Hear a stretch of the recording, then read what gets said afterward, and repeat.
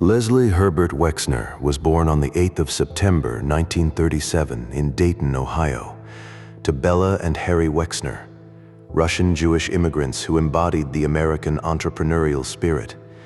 His father, Harry, worked in retail before opening a small women's clothing store called Leslie's in Columbus, Ohio in 1951, named affectionately after his son. Young Les grew up surrounded by the rhythms of retail: inventory counts, customer service, margin calculations. He attended Bexley High School and later Ohio State University, where he earned a Bachelor of Business Administration in 1959. Though he briefly attended law school, he found little passion for it. His true education came from the shop floor. A key formative moment arrived during a blizzard in Columbus. While covering for his parents on vacation, the young Wexner analyzed store invoices and discovered a critical insight. Lower-priced, high-turnover sportswear generated far more profit than expensive coats and dresses. When his father dismissed the analysis, a classic father-son rift emerged, and a future entrepreneur was born. In 1963, at age 26, Wexner borrowed $5,000 from his spinster aunt, Ida, who entrusted him with her life savings on one condition. The principal could never be spent, only used as collateral. With that seed capital and a matching bank loan, he opened the first limited store on the 10th of August, 1963, in the Kingsdale Shopping Center in Upper Arlington, a Columbus suburb. The concept was revolutionary for its time. Rather than competing with department stores that sold everything to everyone, the Limited focused exclusively on young women's sportswear: skirts, sweaters, blouses, curated for speed, style, and turnover. First-year sales reached $160,000. Within a year, his parents closed their own store to join his venture. Wexner recognized that specialty retail could be replicated. He expanded to Dayton, reasoning that if he could commute an hour to manage a second store, he could scale the model. By 1969, the Limited went public with 6 stores, raising $345,000 to fuel national expansion. A bold move when retail chains were still predominantly local.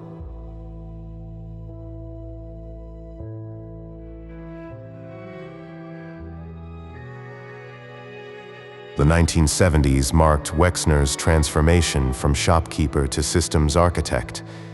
He pursued vertical integration, a strategy that would become his signature. In 1978, he acquired Mast Industries, a global apparel manufacturer, for $26 million. This gave the Limited control over design, production, and distribution, eliminating middlemen and dramatically improving margins and speed to market. He also built proprietary logistics infrastructure, including a private distribution center and trucking fleet, ensuring that merchandise moved from factory to floor faster than competitors could manage. By 1976, the Limited had opened its 100th store. By decade's end, it was a national phenomenon. Wexner operated on a principle of focused expertise. If I know a lot about a little, he reasoned, maybe I could find my way. Rather than competing on breadth, he competed on depth, understanding one customer segment better than anyone else. The 1980s saw Wexner pivot from organic growth to strategic acquisition. In 1982, he purchased Lane Bryant for $105 million, a risky move that added debt but expanded his reach into plus-size apparel. That same year, he acquired Victoria's Secret from founder Roy Raymond for approximately $1 million in cash and stock. Raymond, a Stanford MBA, had created a charming but financially struggling boutique inspired by Victorian-era lingerie shops. Wexner saw something Raymond had missed: the emotional power of lingerie as a category, and the opportunity to reposition the brand from a niche novelty to a mainstream destination for women. Wexner reversed Raymond's assumption that men were the primary buyers.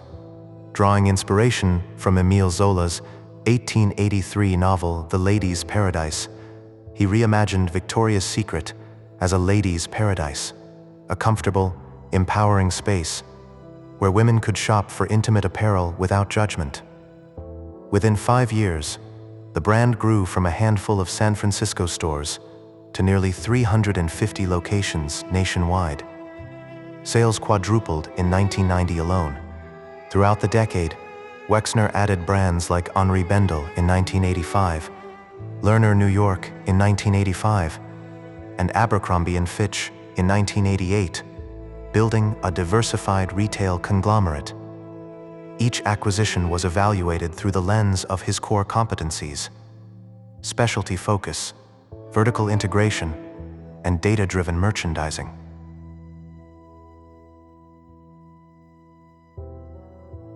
By the 1990s, Wexner had mastered the art of brand stewardship. He launched Bath & Body Works in 1990, entering the high-margin personal care category with a formula that mirrored his apparel success: focused product lines, rapid inventory turnover, and an immersive in-store experience. He also pioneered the use of data analytics in retail, using point-of-sale information to tailor merchandise to local preferences, a practice that increased sales by an estimated 30%. In 1995, he launched the Victoria's Secret fashion show, transforming lingerie marketing into primetime entertainment and cementing the brand's cultural dominance. Recognizing that focus drives excellence, Wexner began divesting non-core assets.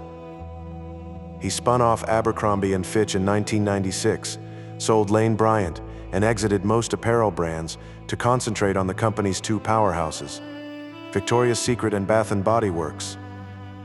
In 2013, the company rebranded as L Brands to reflect this streamlined identity. Under Wexner's leadership, L Brands grew from a single Columbus store into a $13 billion global enterprise with over 80,000 employees. His personal wealth, built through equity ownership and disciplined capital allocation, made him Ohio's wealthiest resident for decades.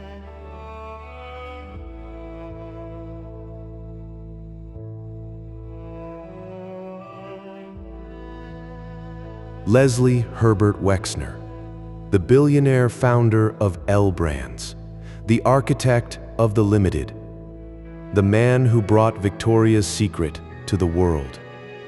To the public, he was the quintessential American success story. A grocer's son who built an empire from the ground up. But behind the boardroom doors, and beneath the gloss of the catalog, a darker shadow was growing. A shadow cast by a man named Jeffrey Epstein.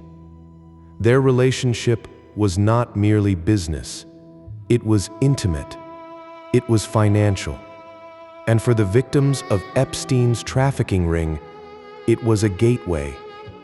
As court documents unseal and questions mount, we are left to ask, how deep did the connection go? And how much did the merchant of dreams know about the nightmare happening in his name? Before we proceed, we must acknowledge the survivors, the women whose voices were silenced by non-disclosure agreements and by the sheer weight of power arrayed against them.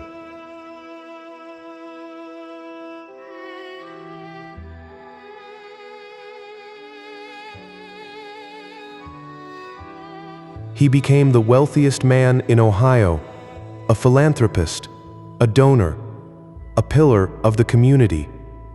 But as his empire grew, so did his need for discretion.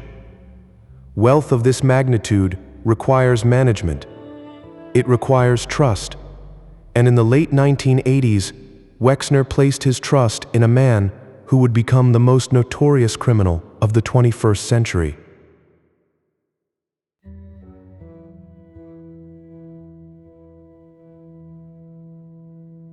Victoria's Secret was more than a store. It was a cultural phenomenon. Wexner curated an image of perfection, the angel, the fantasy. But to maintain this fantasy, Wexner needed to be everywhere and nowhere at once. He was known to be a demanding, sometimes volatile leader. He required people who could operate in the shadows, people who could handle the sensitive, the unconventional. This culture of secrecy would later become fertile ground for Epstein's operations. By the 1990s, Wexner was spending less time in Ohio and more time in New York. He moved in elite circles, politicians, royals, billionaires. It was in this stratosphere that he met Jeffrey Epstein.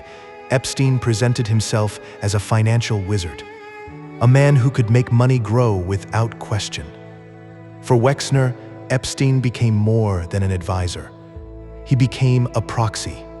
In a move that baffles legal experts to this day, Wexner granted Epstein power of attorney. This document allowed Epstein to sign Wexner's name, to buy property, to hire staff, to move millions of dollars without Wexner's direct oversight. Why? Why would one of the most astute businessmen in history hand the keys of his kingdom to a man with a questionable past? Some say it was convenience. Others suggest leverage. Epstein used this access. He purchased his infamous Manhattan townhouse in 1995. The deed was handled through Wexner's entities.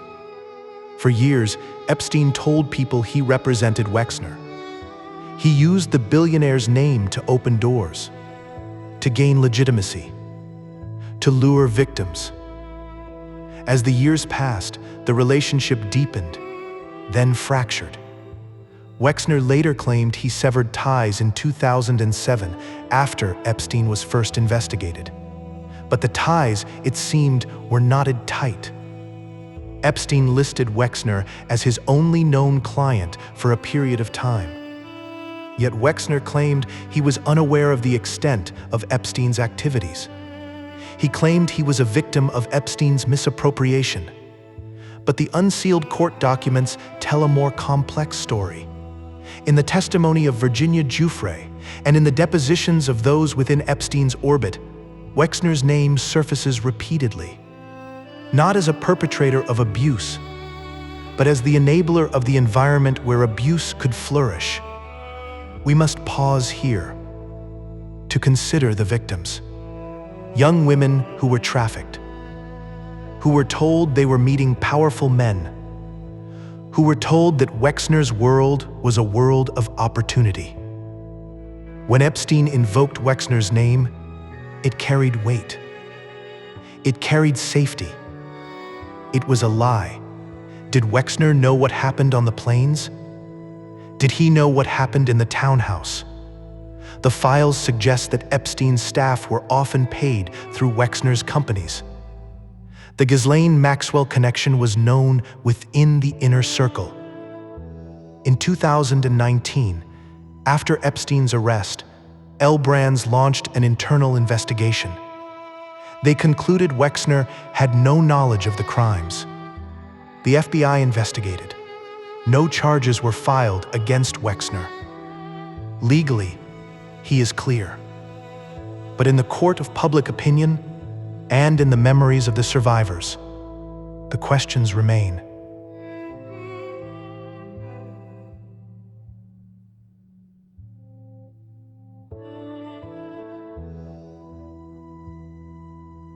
How could a man so controlling of his retail empire be so blind to his financial partner?